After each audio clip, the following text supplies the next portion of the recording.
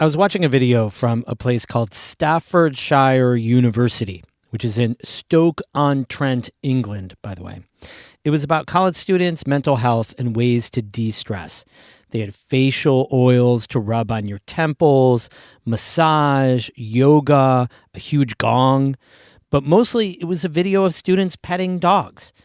This has a name, animal-assisted therapy, and it's becoming increasingly popular on campus.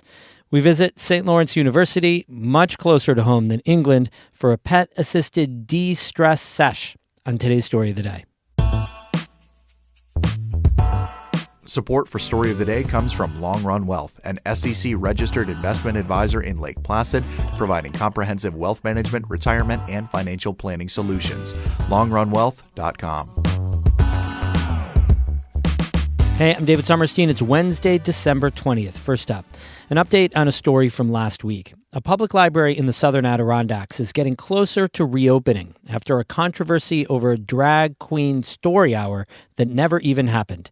The library in Lake Luzerne has been closed for 3 months after staff and board members resigned. Some said they were being harassed. As Lucy Grindon reports, 3 new library trustees were sworn in last night. Back in April, the library scheduled a drag queen from Albany to read children's books to kids. Dozens of people showed up at that month's meeting to oppose the event, including a local Baptist pastor who was later elected as a library trustee. The drag queen story hour was postponed and never rescheduled, but the controversy continued. Over the summer, the librarian said staff were being harassed at work. She and a clerk resigned. Disagreements and frustrations among trustees led some of them to resign too. By early November, only 2 trustees remained, not enough to form a quorum to do library business. The State Board of Education had to get involved to appoint 3 new people. Locals sent in applications. I was so pleased that 11 people cared enough to go through the process. Sarah Dallas, director of the Southern Adirondack Library System, was part of the group that reviewed the applications. They crossed out all the names so they wouldn't know whose application was whose. Dallas says they looked for people who had experience working on teams and who cared about reopening the library. They forwarded top candidates to the Department of Education. A department representative said in an email that state library staff interviewed the candidates and checked their references. Then they presented nominees to the Board of Regents, who approved them. Maggie Hartley from Hadley is one of the new trustees. She says she has only one priority: to get the library reopened. The library is vital to the community. It's a place, obviously, for books and where kids learn to read and go to story hour, but it's also a community center. It's a place where there's Wi-Fi and where there are computers and where there's a copier. If I'm working from home and the power goes out, I'm going to the library to work. Hartley says she's optimistic that she and her fellow trustees will be able to work quickly. I do feel like the board has a common goal of getting the library open again. So hopefully we will all move forward and work together and get the place reopened. Their first order of business is to get back to searching for new library staff. Lucy Grindon, North Country Public Radio. Governor Kathy Hochul has signed new legislation that creates a commission to study reparations from slavery. Karen DeWitt reports the group will look at potential monetary reparations for New Yorkers whose ancestors suffered under slavery in New York.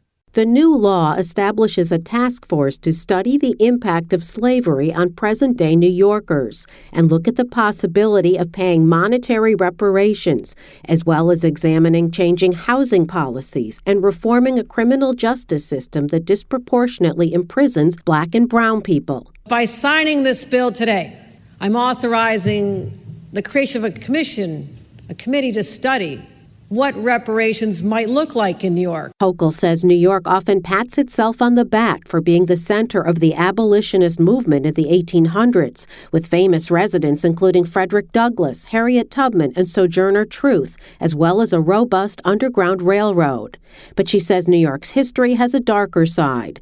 Before slavery was abolished in the state in 1827, she says 20% of New York City's population was enslaved Africans. 40% of colonial households owned slaves. Here in New York, there was a slave market where people bought and sold other human beings with callous disregard. And it happened right on Wall Street. Even after the North won the Civil War, redlining in white neighborhoods and other forms of segregation kept Black and brown New Yorkers from getting ahead economically. Speakers at the announcement included the first African-American woman leader of the state Senate, Andrea Stewart Cousins, the Black New York State Assembly Speaker Carl Hastie, and the Reverend Al Sharpton. Sharpton credits Hochul for her courage in creating the commission. Where you go and cut deals on Wall Street, our forefathers were put on blocks and sold like a soap. Hochul says the 2022 mass shooting in her hometown of Buffalo, where a white gunman targeted and killed Black shoppers, demonstrates that there's more to be done. And I don't want to pretend I didn't have some concerns about this. I know many have.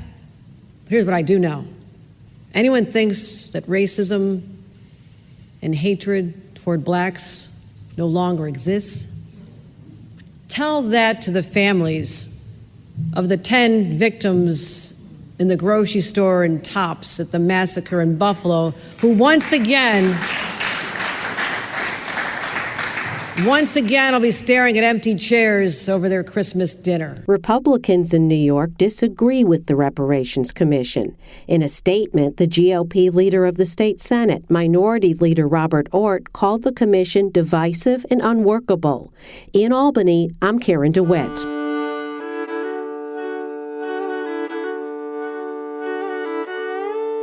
College students and professors, not forgetting about you stressed out professors, have a lot on their plates this time of year. Finals, papers, keeping grades up before vacation. St. Lawrence University in Canton has a way to help its students take a break from the stress.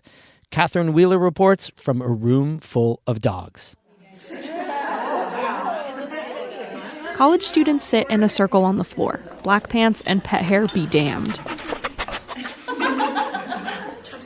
4 dogs, Chomsky, Gracie, Sky, and Ivy, roam around the room.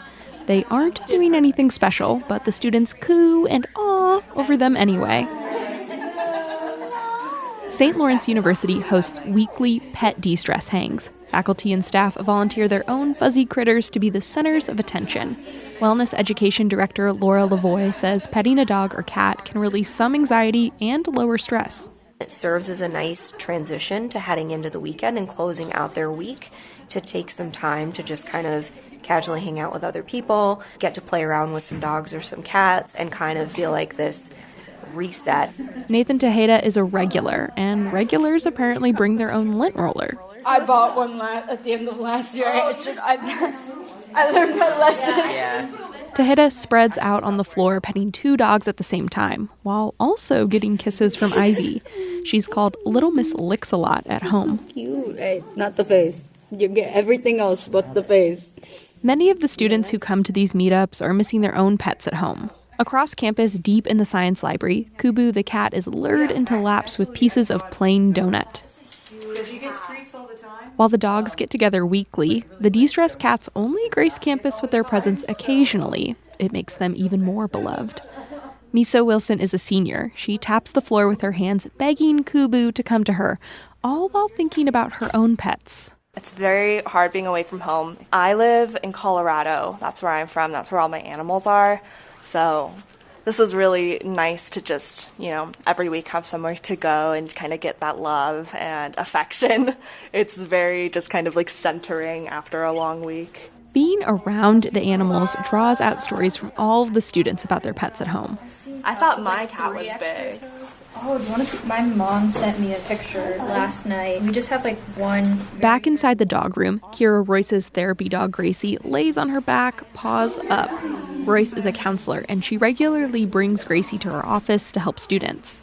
She says these hangouts help students relax and build community far from home. So a lot of times in the fall, we'll have a lot of first years coming in who are really nervous, and it gives them an automatic thing to bond with each other about and start talking about their homes and their own pets and families and where they're from. So it's a great way to connect and make a rapport. Despite the impending weekend, students are slow to leave their cuddly friends behind. Chomsky the dog is asked if he wants to move into a sorority house on campus. He declines, but promises to come back next semester, ready for more. Catherine Wheeler, North Country Public Radio in Canton. We have more news all the time on our website, ncpr.org. Music today by I Am Snow Angel of Lake Placid and Gretchen Kohler and Daniel Kelly of Potsdam. I'm David Summerstein, North Country Public Radio.